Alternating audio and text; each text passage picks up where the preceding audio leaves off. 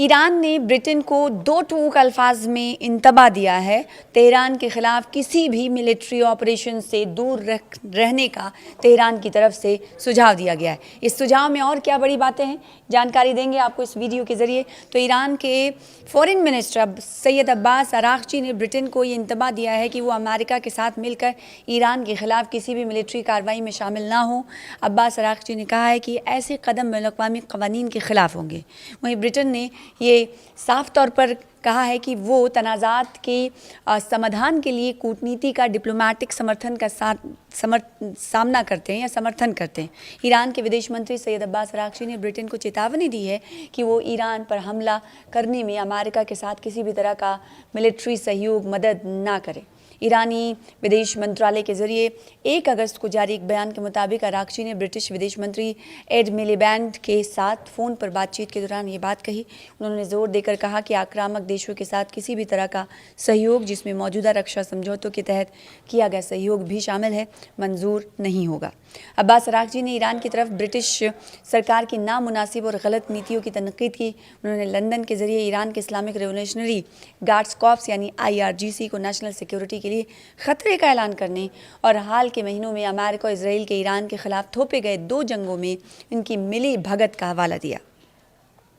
उन्होंने ब्रिटेन से तेहरान की तरफ अपने रुख पर दोबारा गौर करने को कहा है। उन्होंने कहा है कि इंटरनेशनल क़वानीन और एग्रेसिवनेस की जो डेफिनीशन है, उसके लिए कन्वेंशन के तहत किसी भी मुल्क की ज़मीन और रिसोर्सेज का इस्तेमाल किसी दूसरे मुल्क के ख़िलाफ़ गैर कानूनी हमलों के लिए या गैर कानूनी हमला करने के लिए इजाज़त नहीं देता। एग्रेसिवनेस का काम इसको माना जाता है और इससे हमले का शिकार हुए मुल्क को सेल्फ़ डिफेंस का हुकूक मिलता है, यानी वो सेल्फ़ डिफेंस में कार्रवाई कर सकता है। मीडिया रिपोर्ट के मुताबिक अरागची ने कहा कि ईरान ने अच्छी नीयत से अमेरिका के साथ राजनयिक प्रक्रिया शुरू की थी और जून में वाशिंगटन के साथ संघर्ष को ख़त्म करने के उद्देश्य से एक MOU यानी समझौता हुआ था, जिस पर दस्तखत किए गए। लेकिन वाशिंगटन अपने वादों को पूरा करने में विफल रहा।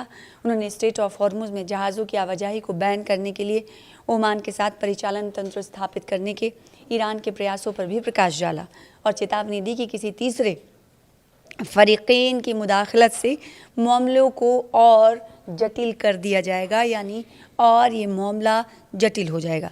वहीं मिलीबैंड ने कहा कि उनका देश ईरान के ख़िलाफ़ जंग में शामिल नहीं है और उनका मानना है कि विवादों को, तनाज़ात को सुलझाने का तरीका डिप्लोमेटिक ही है।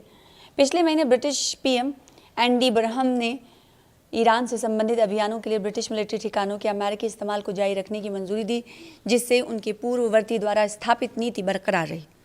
28 फरवरी को अमेरिका और इजराइल ने तेहरान और ईरान के दीगर शहरों पर मुश्तरका हमले किए, जिसमें ईरान के उस वक्त के सुप्रीम लीडर अली ख़ामनेई और साथ ही साथ मारूफ मिलिट्री कमांडर और सिविलियन मारे गए। ईरान ने जवाब में इलाके में अमेरिकी और इजरायली ठिकानों और साथ ही साथ उनके रिसोर्सेज पर मिसाइल और ड्रोन हमलों की झड़ी लगा दी। साथ ही हॉर्मुज़ स्ट्रेट पर अपना कंट्रोल और कड़ा कर दिया। तो मौजूदा वक्त में ईरान जो है, जब से दोनों ममालिक के दरमियान जंग की शुरुआत हुई, दोनों ममालिक के दरमियान जंग की शुरुआत होते ही ईरान ने स्ट्रेट ऑफ हॉर्मुज़ को एक हथियार के तौर पर यूज़ किया और उस हथियार के यूज़ करने के बाद हमने पूरे दुनिया में देखा कि इसका असर खातिर खा दिखाई दिया। एनर्जी पर दिखाई दिया, तेल पर दिखाई दिया और कई तरह की जो व्यापारिक गतिविधियाँ थीं उस पर बड़ा असर डालते हुए दिखाई दी। तो यानी कि मजबूती देता हुआ जल डमरू इस वक्त ईरान इस पर मुकम्मल कंट्रोल किए हुए है। हालांकि बाज़ औक़ात हम ये देखते हैं कि अमेरिका की तरफ से धमकी आमेज़ बातें अक्सर कही जाती हैं, जिसका पलटवार करते हुए ईरान भी करारा जवाब देता है।